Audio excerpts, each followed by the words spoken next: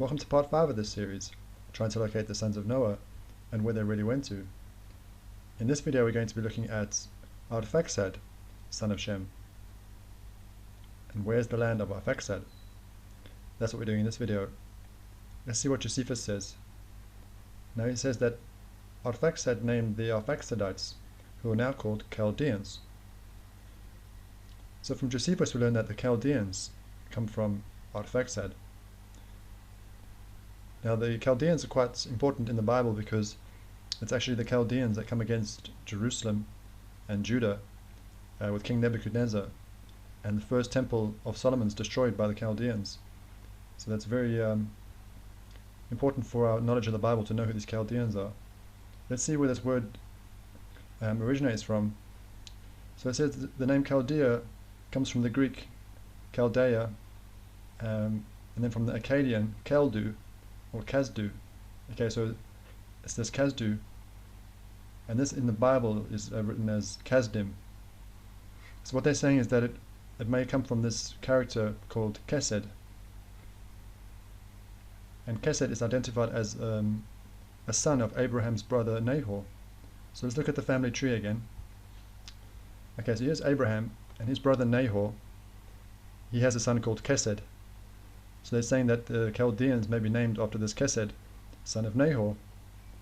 But we're going to look at something else in the book of Jubilees that's going to be important for our study on the Chaldeans and the Chaldees. Let's read this part here. It says, "And in the 35th Jubilee, in the 3rd week, in the 1st year thereof, Reu took to himself a wife, and her name was Orah, the daughter of the son of Kesed. And she bare him a son, and he called his name Serah." Okay, so now we see this Kesed. I don't think this is the same Kesed that we've already mentioned, because we're in this generation of Reu. It's to show you on the family tree. Okay, so we're here. So it's quite a few generations back. So I don't think it's the same Kesed. But maybe this name Kesed was kept in the family line, like an important name that was kept. But we get this very important detail in this part, because it says that, okay, so Reu took himself a wife, and her name was Orah, the daughter of the son of Kesed. Okay, so this is actually a person. It's the son of Kesed. Now we see another important detail down here, which says, "And the son of Kesed built the city of Ara of the Chaldees." Yes, this is Ara of the Chaldees, but we know it as of the Chaldees. So this is a famous region because they say that it may be the birthplace of the Israelite patriarch Abraham, that he may have been born in of the Chaldees. So that's what we're looking for. Can we find the Chaldees? But if we look for this we might not find it. So that's why I brought up this part in Jubilees, because we've actually got other options here, because Orah, the daughter of she might be called Orah of the Chaldees. So we've got this option of Orah, but then we also got down here where it says he built the city Ara of the Chaldees. So two different options. That's what we're going to search. And first of all, we're going to look at Orah of the Chaldees and see what comes up. We can see quite a lot of options come up in Nigeria. We've got Orah in Kwara region, Orah in the Edo region, and Orah also in the Ekiti region. Let's have a look on the map to see. Okay, so you've got Kwara, Ekiti, and Edo, all quite in a similar region. Now, if you're not good with the geography of Africa, let me just show you where we're looking. Okay, so here's Niger, here's Nigeria. So we're looking in Nigeria, in this region in the south. So there's quite a few options there for Orah of the Chaldees, which is very interesting. Now let's look at the other option, which was Ara of the Chaldees.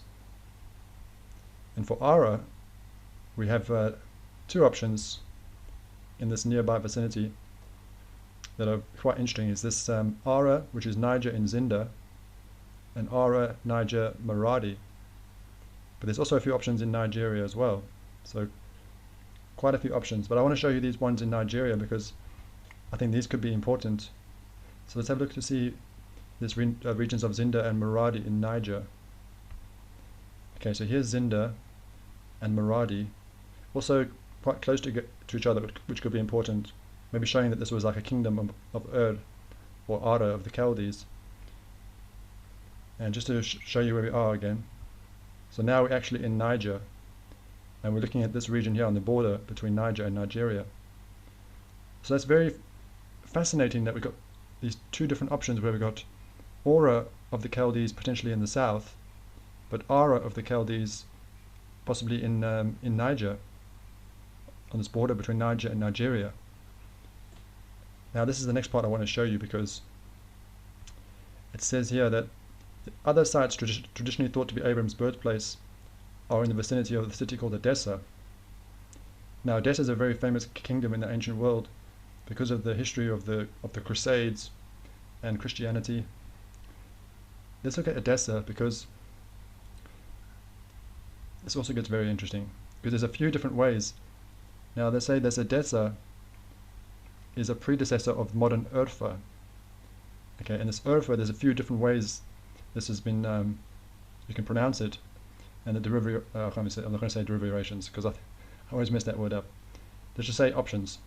But you've got Arahua, and you've also got the Romanized Urha. Can you see how now you've actually got that Ur part? So we're going to search this Urhe and see what comes up.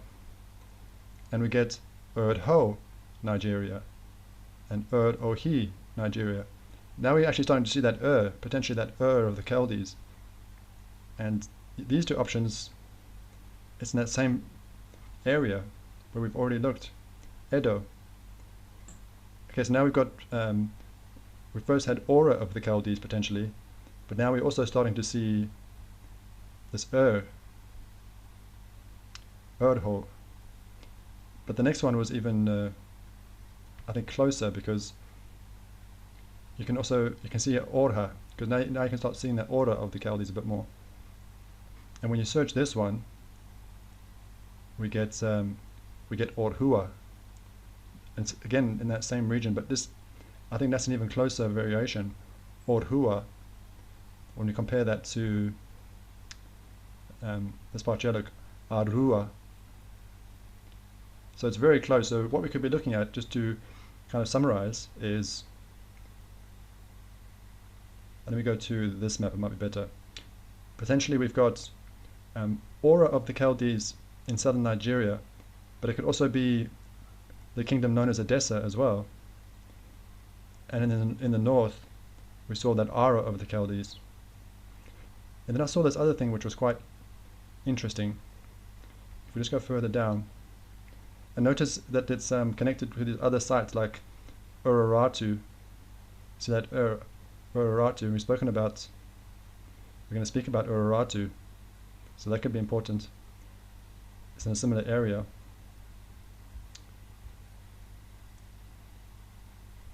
There was an interesting thing here that I wanted to show you, that there's a bit of debate about whether Ur of the Chaldees is in Lower Mesopotamia or whether Ur of the Chaldees is in Upper Mesopotamia. And I think that's quite interesting if you look at what we've found so far, because can you see how we've actually found an option for Aura of the Chaldees in southern Nigeria, but an option for Ara of the Chaldees in this border between Niger and Nigeria.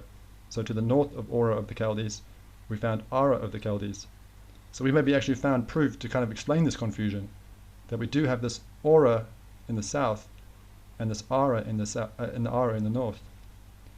So maybe that could explain why, why these scholars are confused about whether it was, lost my page, whether it was in the Lower Mesopotamia or whether it was in Upper Mesopotamia.